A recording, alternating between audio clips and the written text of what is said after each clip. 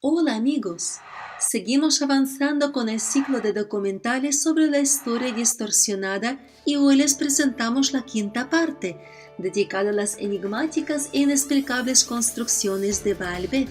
Aprovecho para agradecerles por sus numerosos comentarios con muchas recomendaciones valiosas, que sin duda tendremos en cuenta. ¿Listos para viajar al Líbano? ¡Vamos allá!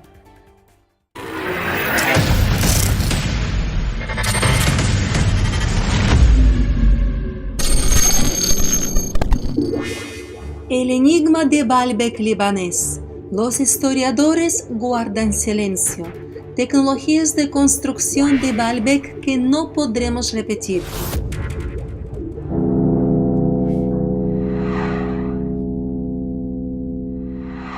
Si alguna vez te interesaste por edificaciones inusuales, miraste en YouTube vídeos sobre pirámides egipcias o los complejos megalíticos como Stonehenge o sobre la Zoratzkerer o Karahunj en Armenia, entonces seguramente escuchaste algo sobre Baalbek en el Líbano.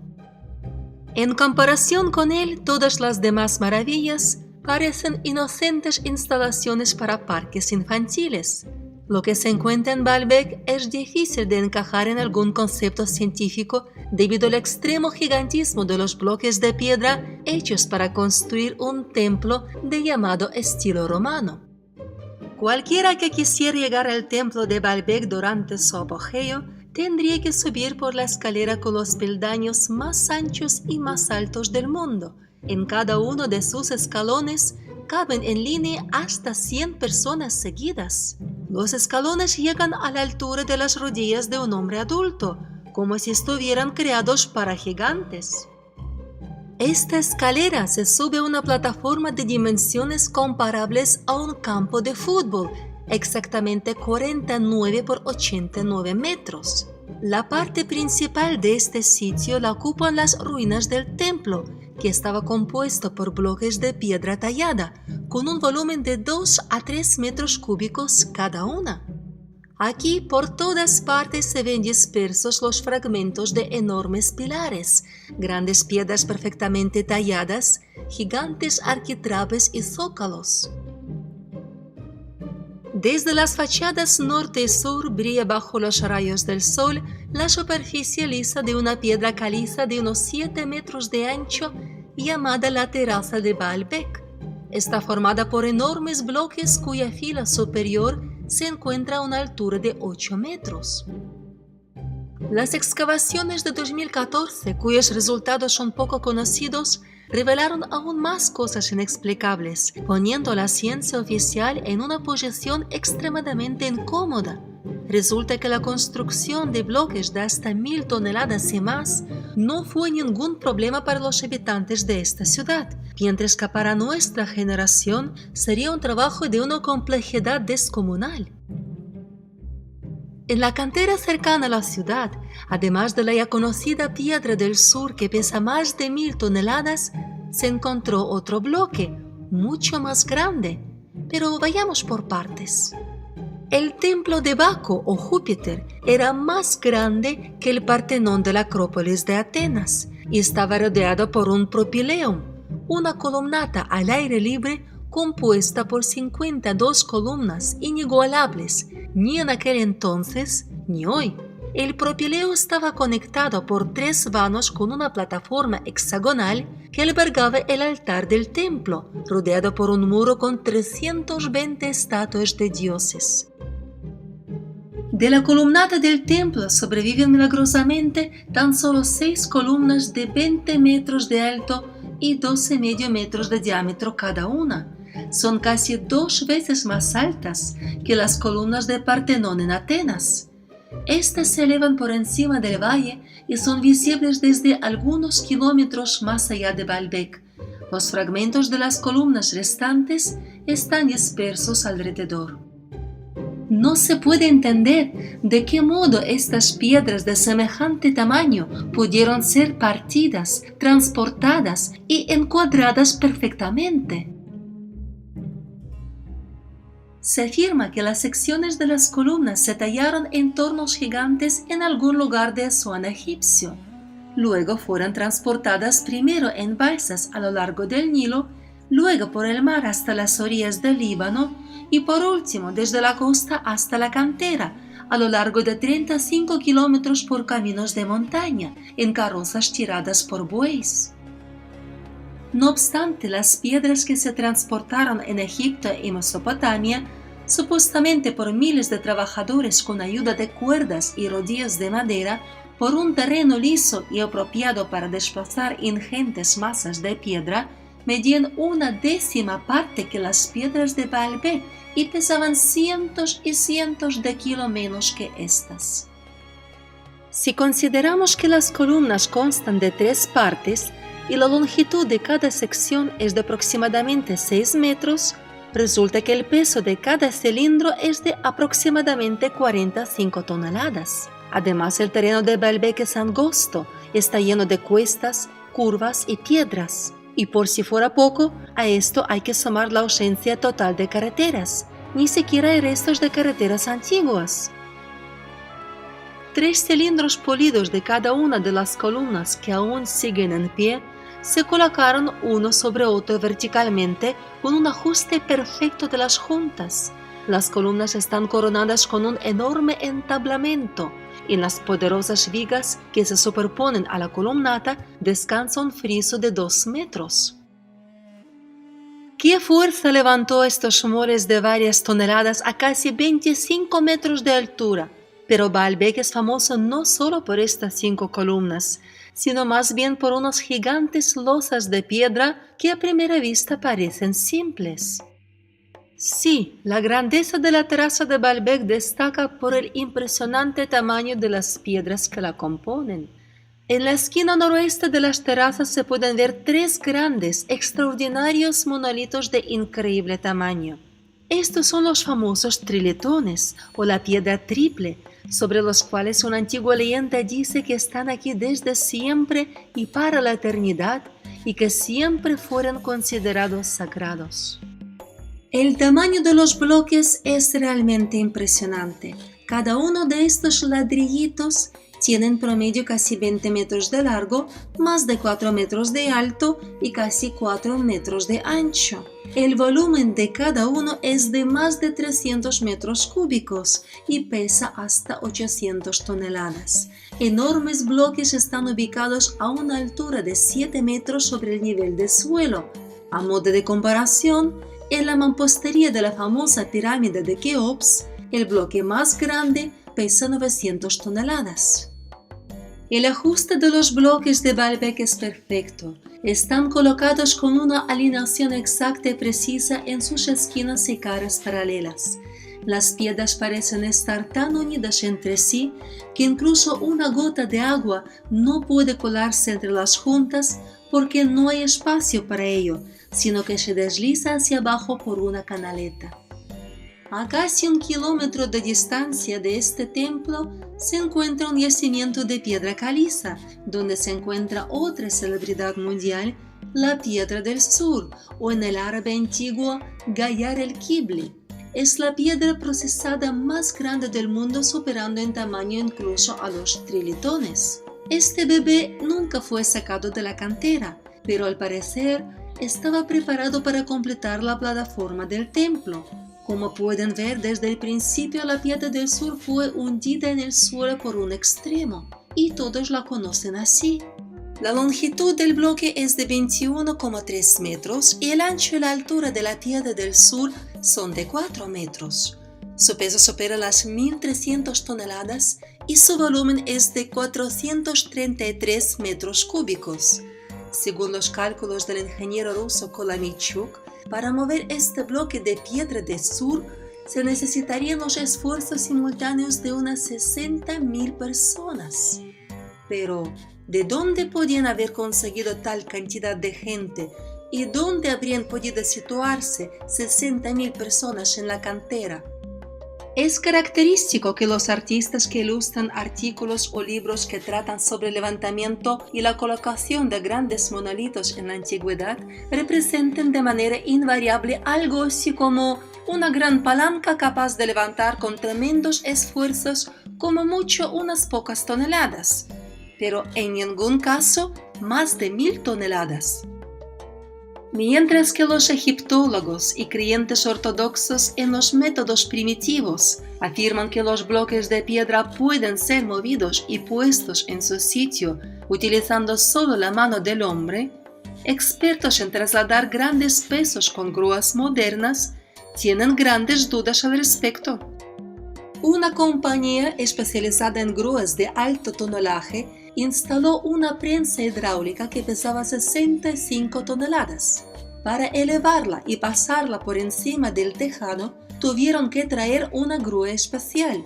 Esta grúa fue traída en piezas y fue transportada en 15 trailers.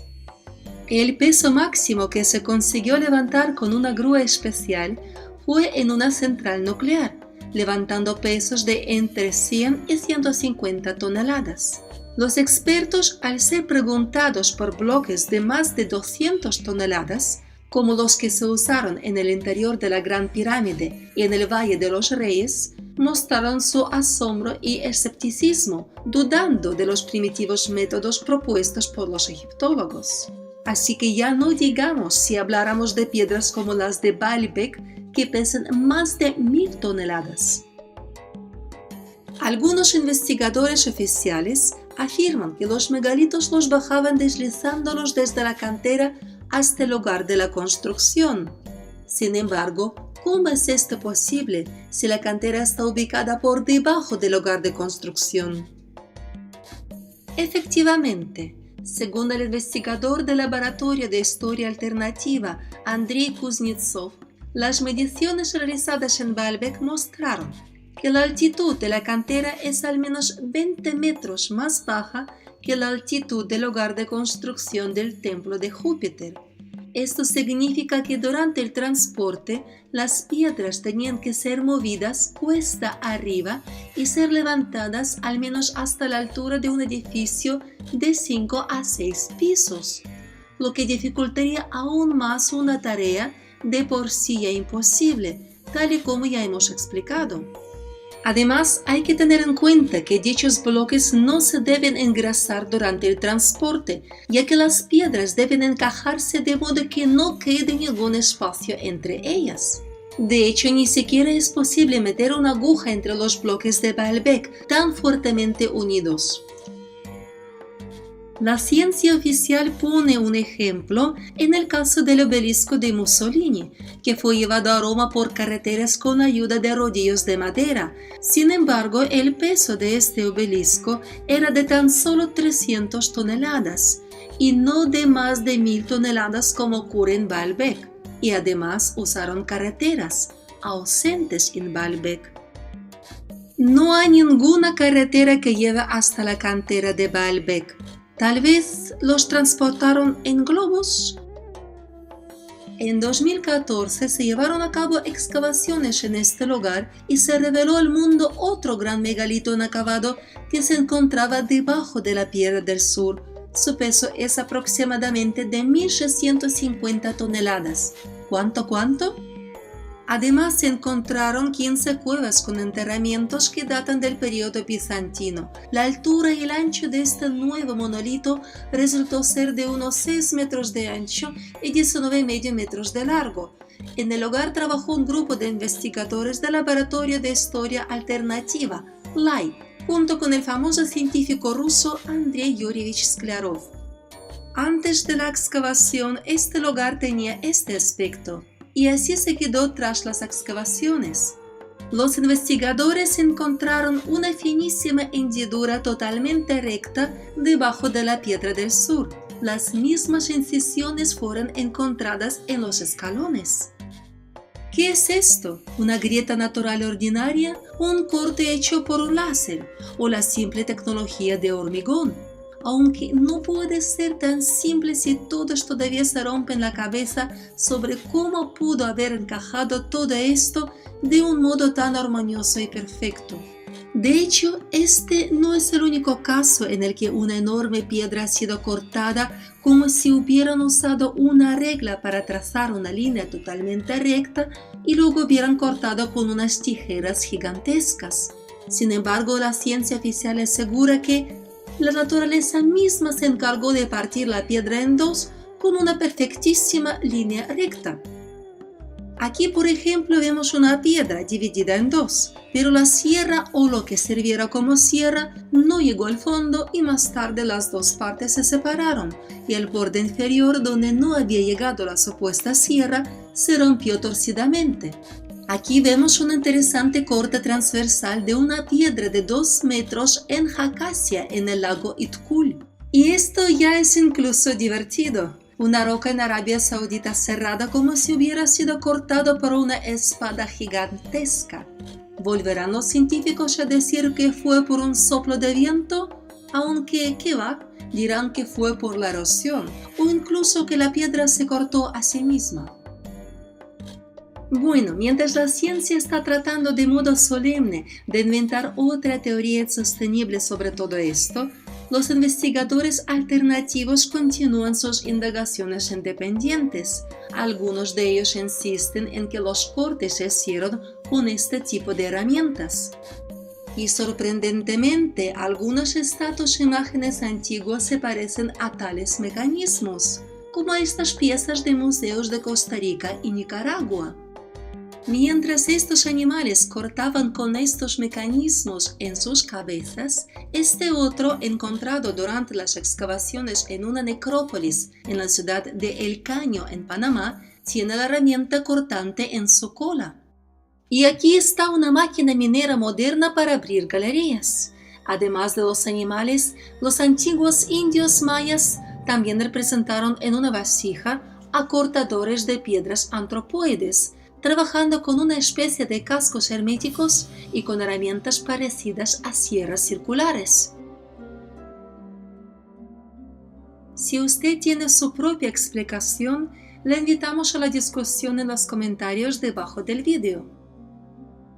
Y ahora, ¿qué hacemos y cómo vivimos con ello? Es obvio que sin equipos de alta tecnología que superan a los actuales, es imposible construir nada semejante. Por lo tanto, la ciencia oficial prefiere hacer la vista gorda sobre lo que se encuentra en Baalbek. Algunos científicos de vez en cuando tratan de explicar el método para mover bloques tan grandes, pero a la vez ocultan ciertos detalles que obviamente hacen que tales versiones sean insostenibles. Volvamos a Baalbek. En estas fotos se ve que en la piedra hay cortes hechos con una herramienta que deja surcos profundos y paralelos, las mismas huellas que suelen dejar las modernas perforadoras, y unas huellas muy semejantes, dejadas por desconocidas máquinas de perforación, aparecen en los megalitos antiguos dispersos por todo el mundo, como por ejemplo en este fragmento de piedra conocido como el obelisco, que se encuentra cerca de Asuán en Egipto, con una longitud de más de 40 metros. Pero al parecer todo esto es ficción y es muy sencillo hacerlo con la ayuda de la fuerza muscular, los rodillos, la palanca antediluviana e instrumentos primitivos de bronce, ¿verdad? Habrá que suponer que los equipos de construcción de antaño no siempre fueron tan primitivos como intentan hacernos creer, sino que por el contrario se trataba de alta tecnología que se perdió o se nos ocultó intencionadamente. Analizando el peso de las piedras, el terreno donde están ancladas, las zonas y las canteras desde donde fueron transportadas, la precisión con la que están puestas, y que no existía ningún rastro o prueba de la utilización de cuerdas, poleas, sistemas de arrastre, ni carreteras, ni terreno aislado, han llevado a algunos expertos a considerar que quienes realizaron esta construcción poseían conocimientos muy avanzados de los principios de levitación acústica, que consiste en que al incidir un objeto y bajo determinadas circunstancias, las ondas acústicas logran mantener este objeto suspendido en el aire sin necesidad de contacto alguno. Esta ley que desafía las leyes de la gravedad se ha demostrado que es factible. La gran incógnita es, ¿realmente se puede conseguir esto con bloques de tantas toneladas? En mi video Gravitación no existe, ya les hablé sobre esta posibilidad. Vamos a ver un pequeño fragmento de 2 minutos de este documental. Como asegura Yuri Rasatkin, él no solo demostró que la levitación existe, sino que logró explicar el principio de su funcionamiento desde el punto de vista científico. В воздухе всегда присутствуют аэрозоли. Это мелкие капли. En el aire siempre hay aerosoles. Son pequeñas gotas de 1 micrón a 15-20 micrones de tamaño. En estas gotas, el agua está en un estado altamente excitado. No se congelan a menos 70 grados bajo cero. La densidad del agua en estos aerosoles alcanza los 2,4 gramos por centímetro cúbico.